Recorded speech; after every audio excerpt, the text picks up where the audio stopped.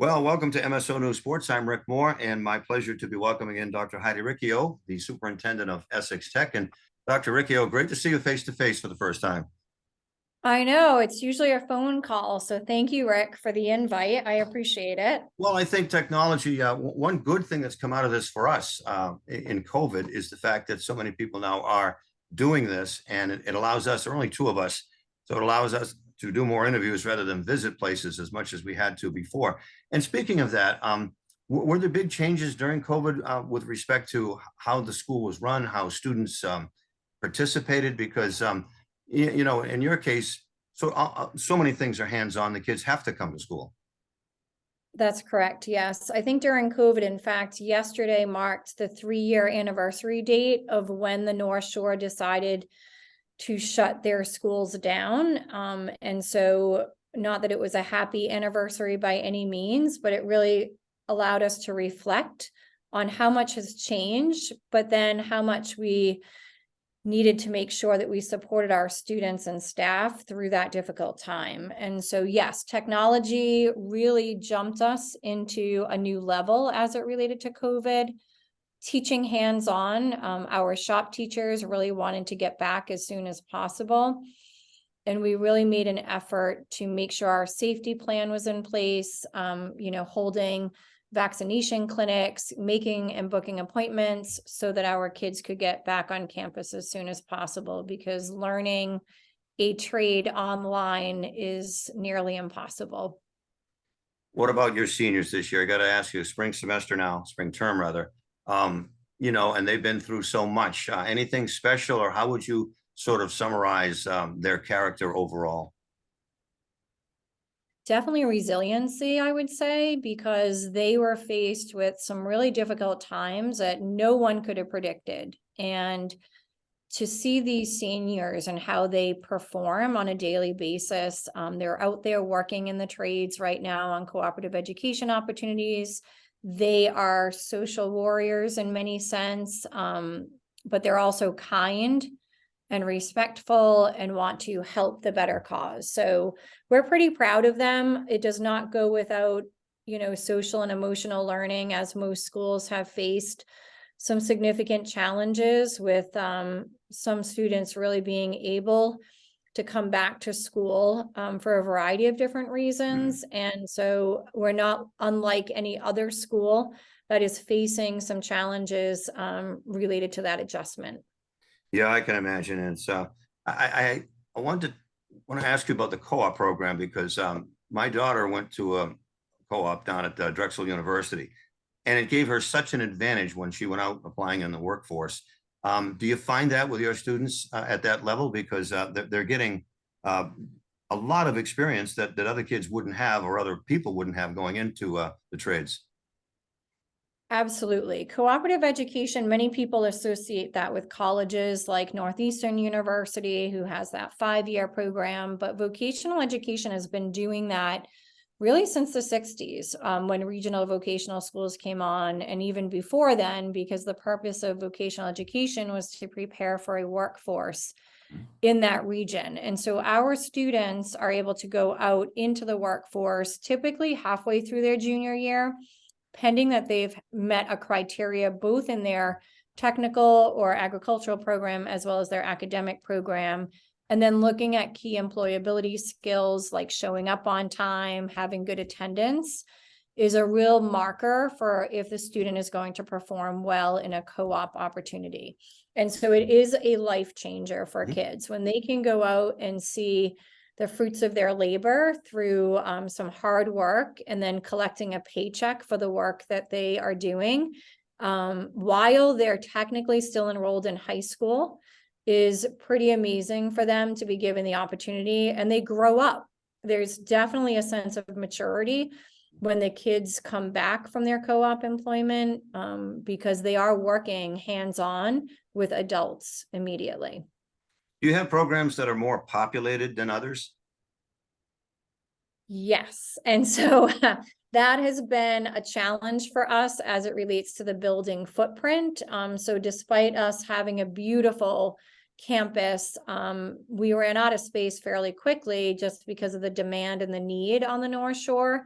to train our future workforce. So our most popular programs are veterinary science, electrical, plumbing, HVAC, as well as dental assisting and health assisting. And so those are really our top populated programs. And it can be a challenge trying to seek additional students, because certainly there's staffing considerations, there's budgetary considerations, and then there's space considerations. So that's where our expansion has really happened over the last couple of years, where we're able to take our upperclassmen students in electrical and plumbing and move them to a satellite campus across the street at the old Essex Aggie buildings. Wow. And that allows the footprint on the newer campus to be a little bit larger in electrical and plumbing.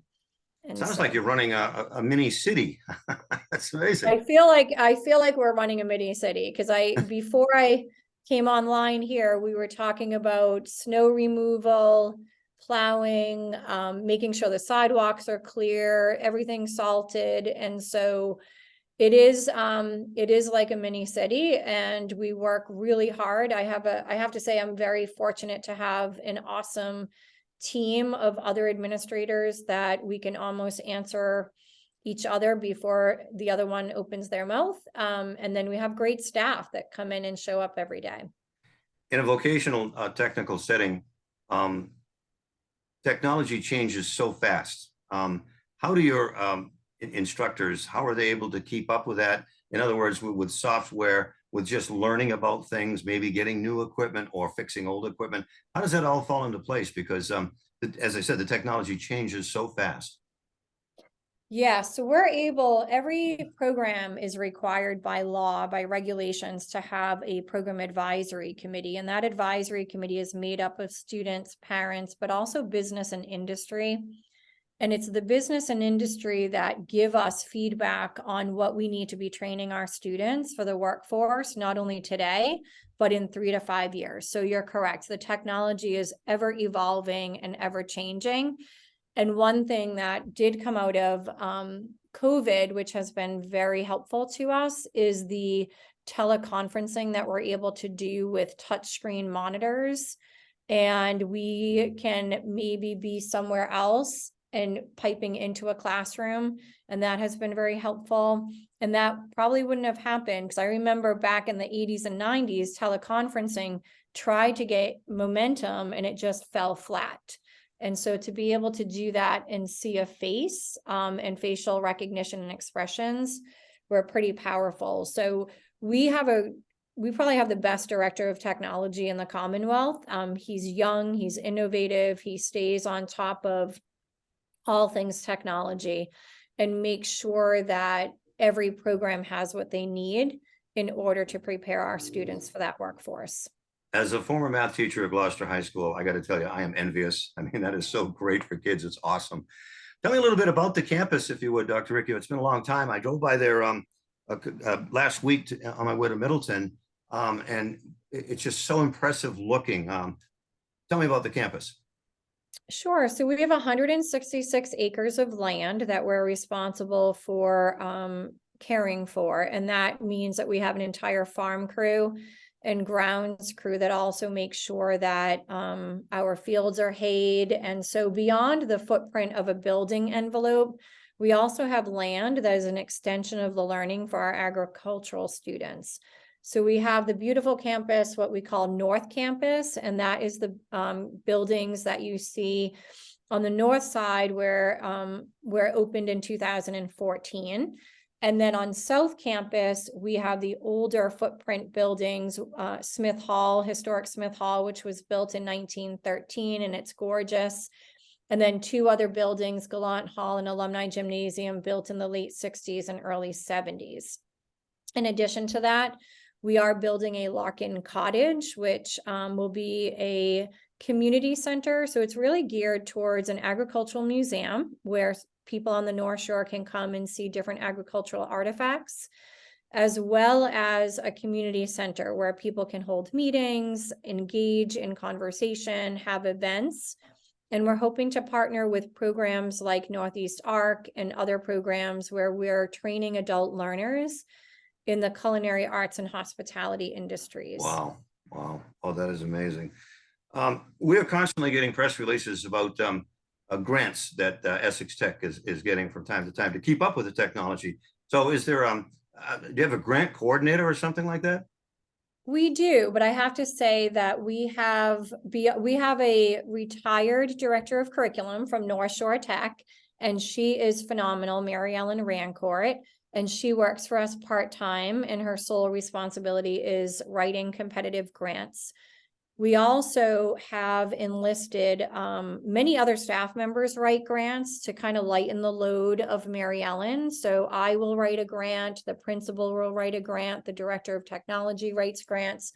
We even have some teachers writing grants. So we look at it as an all-school approach related to grant writing, which is important because I had a mentor back in the late 90s that taught me kind of the grant writing process as a teacher, and having that skill set just allows you to be able to help others out. And right now, currently, we have approximately $7 million in competitive and entitlement grant funding, which clearly offsets the budget. So when people see that we're getting new equipment in-house or new technology, most of that has been funded through grant opportunities and not necessarily our operational budget. That's amazing. Before I ask you a final question, I want to reflect on. I want you to reflect, please, on the most recent article in the Salem News and press release of a procedure that you and one of your faculty members had. I think it's just astounding. Yes. So that's it was just something I did over February vacation. I was happy to do it. Just something you did. Yeah. Okay. Yep. You know, it really was something that most people can do. I mean, I was very lucky and fortunate to be able to be a perfect match for this person. And, you know, I remember when I was 16 years old and I first got my license, and my mom made me sign up to be a donor.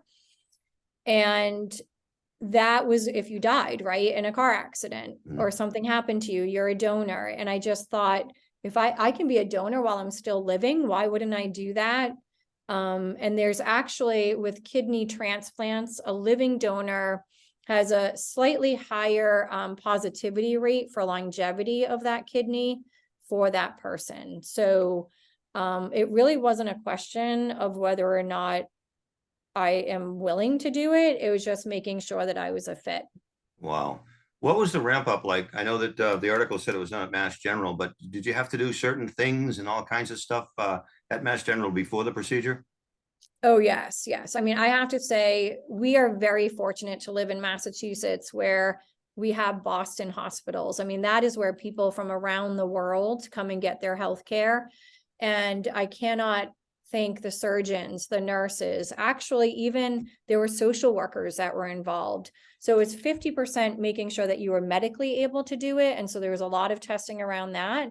But half of it was actually making sure that you had the ability to handle kind of a loss of an organ, but what other ramifications from, you know, stomach surgery, from getting back to your kind of normal self, making sure that your nutrition was there. So it was intensive, but I never would ever look back and regret anything like that, because when we saw, I was able to see Dave after the surgery within hours, and within 48 hours, his testing results came back to normal. And according to Dave, they had not been normal in 30 years. Oh my goodness. And so it was really a no-brainer for me. I don't feel there's no ill effects of surgery other than having surgery. I was doing spin class within a week and walking. And so I do believe that the hospitals and the doctors make sure that you are physically, mentally, and from an organ perspective, everything matches. Well, I guess that would encourage people who have a winter break, you know, if you got nothing else to do, donate an organ. I didn't have any plans. So, and then it also, I mean, it helped too with the recovery because school wasn't in session. If you're if you're a teacher or you're an administrator in a school system, you do plan around school vacation weeks because you want to be there when the kids are in session. And that was something that we were hoping for, but we only found out February 6th that I was a perfect match. And so they were looking at late March. And then there was a last minute cancellation and an opening popped up and they said, how about the 21st, which was a Tuesday? And we're like, yeah, sure. So I was in the hospital for 24 hours. So I had the surgery on Tuesday and was out on Wednesday. Well, from this perspective, that's heroic. Congratulations on that. That's wonderful. I mean, well, our police officers and our firefighters are the heroes and our first responders. I just happen to be a fit. So,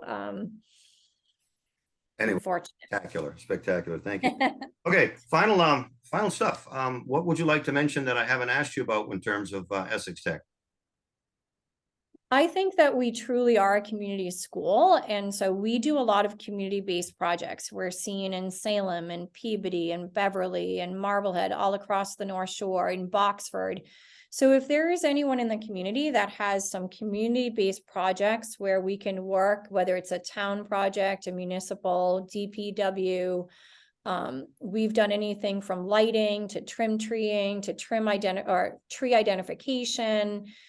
We have a lot of opportunities for our kids to give back to the community from which they live, and we would hope that people would take advantage of it. So if you have a need from a public perspective, please reach out to us because we're happy to assist.